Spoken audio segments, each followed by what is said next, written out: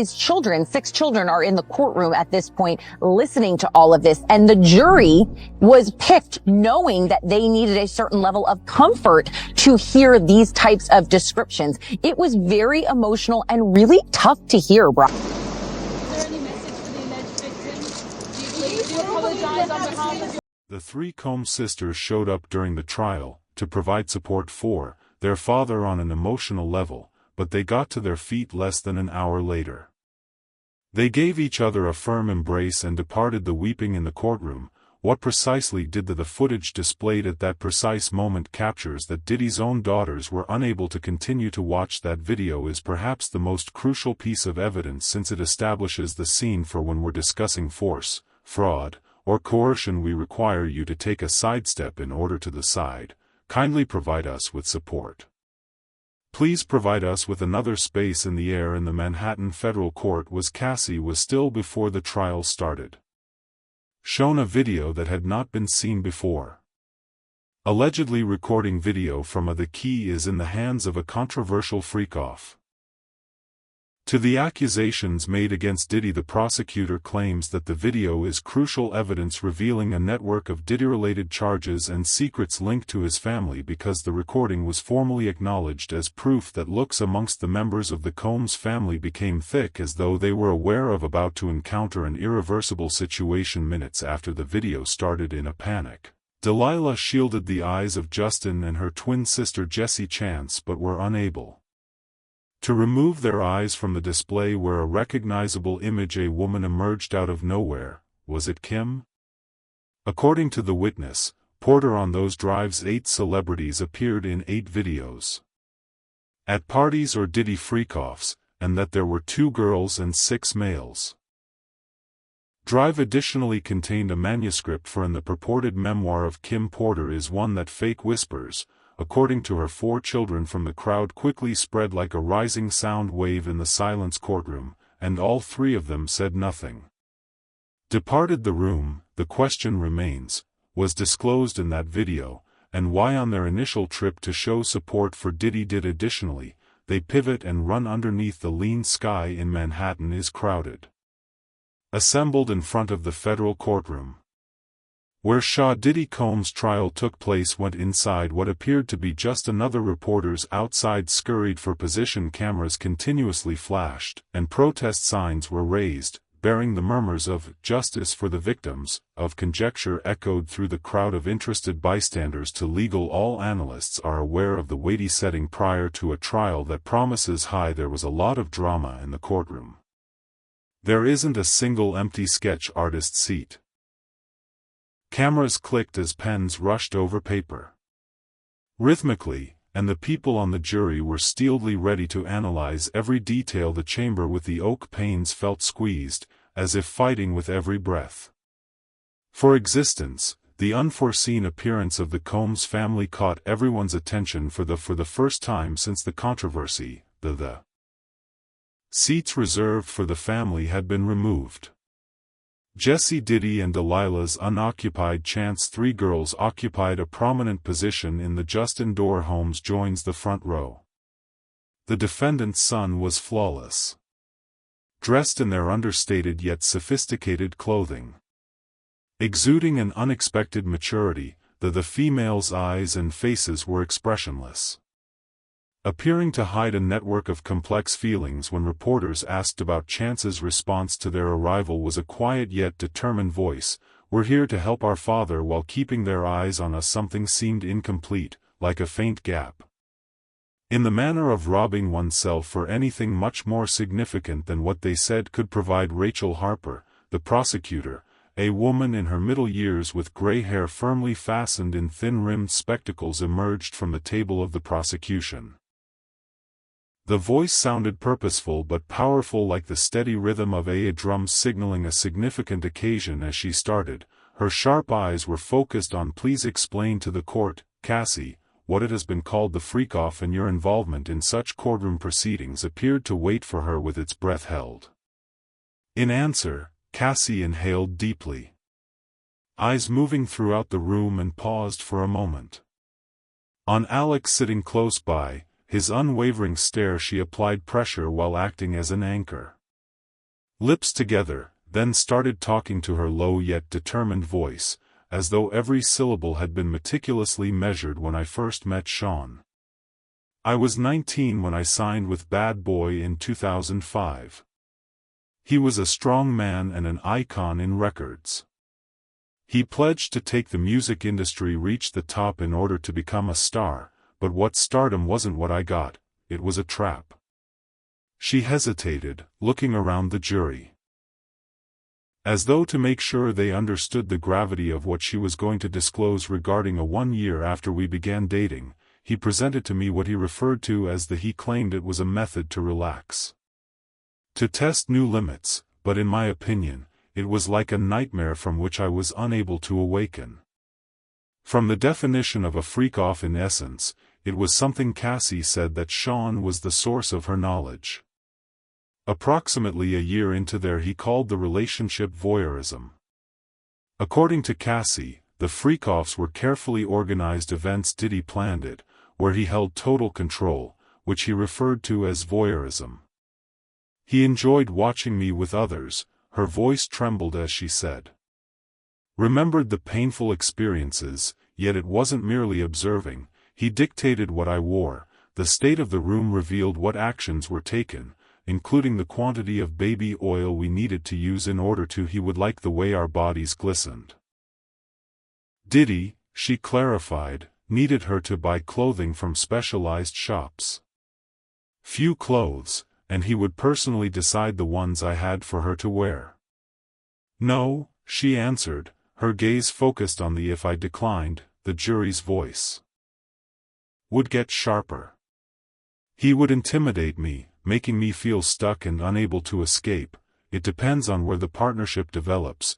If it's something you were reluctant to disclose, you keep it a secret, and I do. If you're in pain, believe in karma. Cassie claims that people are freak-offs. Weren't just short-lived events, they frequently lasted between 36 to 72 hours. Showed that her voice was shaking as she explained the extreme fatigue she and others who took part suffered. Once a freak-off lasted for 4 days. Occurred every week as a required component of she described her forced role in her life. While planning these events, I had to locate individuals using websites such as Craigslist offering expert services. She stated, her eyes downcast, as though embarrassed by her activities. I planned for them to travel to locations such as Miami, Abia, and New York and Las Vegas, Louisiana.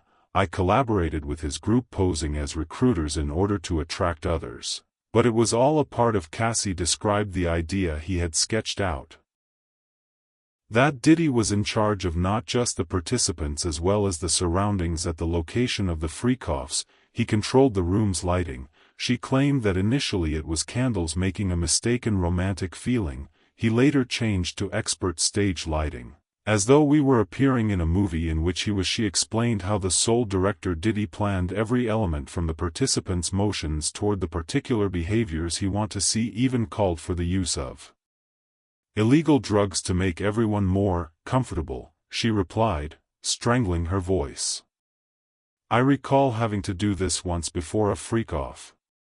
To find out which medication I should take, text him from your suitcase, and in response, he informed me precisely which one. At every instant the testimonies become increasingly visual, her delivery, but it never alteration. It was actually that the trial culminated when Cassie's lawyer Samantha Klein, a lady with brown hair wrapped up well and a piercing, glanced up and asked to play a video. Your Honor, Klein said. We ask that it ring with clarity. Authorization to provide proof of a 2018 freak-off known as the White. The courtroom's party archive held its breath with everyone's attention focused on the corner of the screen as the flared to life in the initial picture. Displayed an opulent palm tree beside the water. Neon and trees swinging in the wind. Night figures with lights flashing through them shifted to a frantic haze of techno music pounding mixed with giggling and unclear sounds that were recorded by the video. Diddy's so-called white parties, events where celebrities, models and entrepreneurs came together to enjoy a luxurious lifestyle, but what was shown on the screen was not glamorous. It was the shadowy side of these events that a businessman is familiar with in a pop star wearing a white suit colored platinum hair of a model wearing a glittering gown seemed to be. Committing acts of compromise. From abusing illegal drugs to actions that went against the rules limits the mood of the video. Felt oppressive, like a universe in which everyone rules were removed when desire and power were present. Ruled supremely. According to the witness stand went on to explain her part in Freakoff's I wasn't merely a participant, she stated, maintaining a steady stare.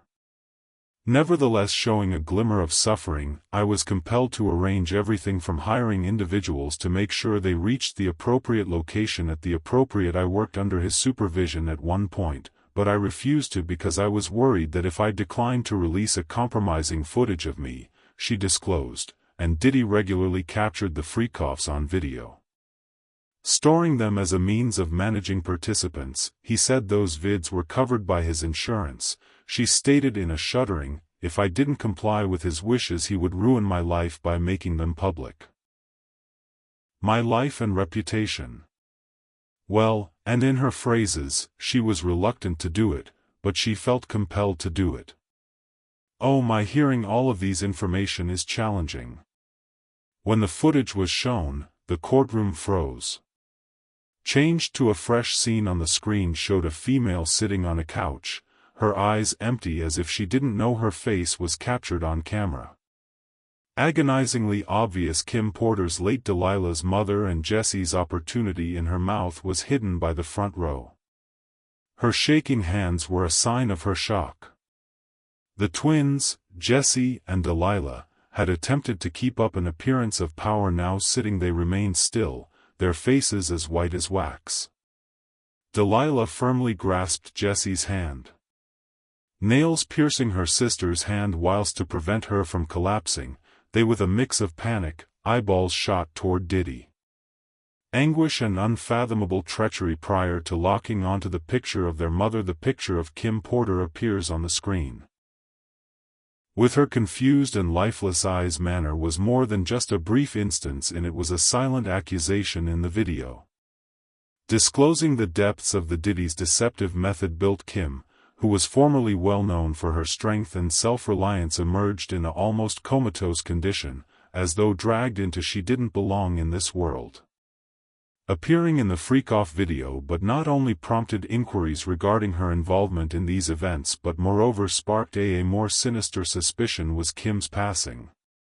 Formerly ascribed to pneumonia in was 2018 really a mishap, or was it the outcome of an attempt to suppress her instead of disclosing Diddy's secrets? They could got into a minor argument or quarrel, or Puff did something when something went down. That play combative games that he constantly engaged in, that pillow fighting behavior, and very likely smothered her. Enjoy your evening, everyone. Diddy can no longer sustain his calmly slapped the table and got to his feet. With a piercing, his chair tilting back, scream. Stop the video, he yelled. His eyes were burning hot. My kids are present, you are unable to achieve this. But his Jesse's fury was overpowered by suppressed tears, slashing softly but sharply stabbed her through the air like a knife. Bloodshots rushed from her eyes to her feet. Dragging her twin sisters, who were trembling, and hastily leaving the courtroom, the sound of Jesse and Delilah's sobs, a terrible sound, reverberated from the hallway. The room trembled as a jury bowed. Their mouth with their hand over their head. Eyes full of passion, a reporter in whispering, the back row shook their heads. This is not merely a trial, I said to a coworker. It's tragic. In the chilly courtroom, Delilah held on to Jesse in the corridor as if attempting to ease the intense discomfort that had just burst into view. The picture of their on the screen, the mother is unoccupied. Their hearts had been pierced by an unexpected gaze. Destroying Kim's fond memories. Porter, the lady who had always protected and cherished them, Delilah remembered the nights when their mom hummed lullabies in a soft voice.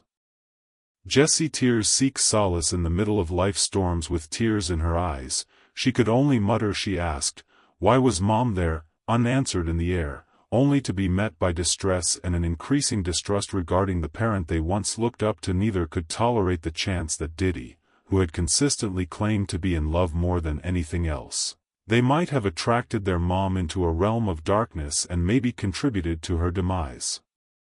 The freak-off is about to begin. Videos, and you can guess who's at the front. The sons of Roe Diddy are present in the courtroom. Victor, Diddy's lawyer, this morning. Langston was a tall, salty man who peppery hair and a rolling voice. Miss Ventura was countered by thunder. His piercing eyes were riveted on Cassie. You've explained these incidents as though you were victims who lacked any kind of agency. However, let's think about the background. You agreed to a 10-album contract with Bad Boy. You lived in luxury and had entertainment. Apartments, journeyed around the globe and attended lavish events, is it? Perhaps you voluntarily took part in these freak-offs to guarantee a spot in Mr. Combs' universe. His query seemed to an arrow that made Cassie stutter. She took a big breath for a time.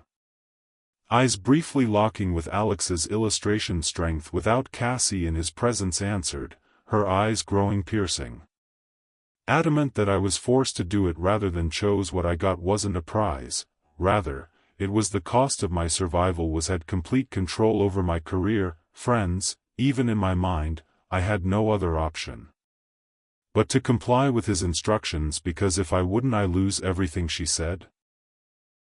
Echoed throughout the courtroom like a declaration that caused several jurors to nod quietly, their eyes displaying compassion. Langston continued to decrease his tone as attempting to trick Cassie into falling into a trap. Miss Ventura, have you ever worked together alongside others, including Miss Kim Porter, to perform these bizarre acts at Mr. Combs? Were you and Miss Porter willing to comply? Participants taking pleasure in Mr. Combs sent a message with the query. The mention sent shivers through the courtroom. Of Dila's late mother, Kim Porter. Then Jessie reopened the door with a razor-like slash. The Combs family was in extreme pain. Cassie, trying to hide, shook her. A glimmer of pain in her eyes. No, she murmured, her voice still shaking. Like me, solid. Kim was imprisoned. We were victims, not accomplices, of the. He gave us the impression that the same system was no escape route, as though everything we owned, our reputations, our families, and our careers relied on winning his approval. Like a sword, it hit, and Diddy stayed sat, and his uneasiness was evident. A finger tapped the table restlessly. His gaze darting to the vacant where his daughters had been sitting, as though looking for a glimmer of comfort in their lack of. The video's appearance starring Kim Porter in conjunction with Cassie's incriminating evidence was not only a setback to Diddy's standing, a blade was stabbed into his deepest fragility and his affection for his kids Jessie and Dila, the daughters. By chance. Diddy has often declared himself to be the heart of his life. Were compelled to observe their mother in a lifeless and hollow state, as though she were a victim of the world. The girl's father had created her distress, shown by their tears and hasty departure from the courtroom, highlighted the video's terrible influence. Their attendance at the trial at the exact moment the video was released raised widespread skepticism about why Kim Porter's kids show up at such a delicate time. The coincidence fueled rumors of a purposeful attempt to attack Diddy's weakest point, dedication to his daughters. Throughout the time that Dila, Chance and Justin watched in tears as Jessie ran away, stayed calm, their icy eyes focused on Diddy instead of adhering to their sisters. This conduct left a lot of pondering whether they actually have faith in does their stoic manner or their father hide a deep skepticism and a willingness to. For years, the media has been ignoring the truth. Depicted the Combs household as an emblem of solidarity, particularly following the Kim Porter's soul-binding death. Despite Diddy and his kids, when Chance and Justin showed up for the trial, presence served as a curtain rather than just support. For ulterior intentions implying a quiet power struggle in the family, Justin and Chance's silent stares, unaffected by Kim Porter's ancestry, held what loyalty or slyness planned to give Diddy's daughter a chance with Sarah Chapman was raised on the outskirts of pain, who wasn't Kim's child, slipped in alone without a loving mother, recollections of Kim's death in 2018 child.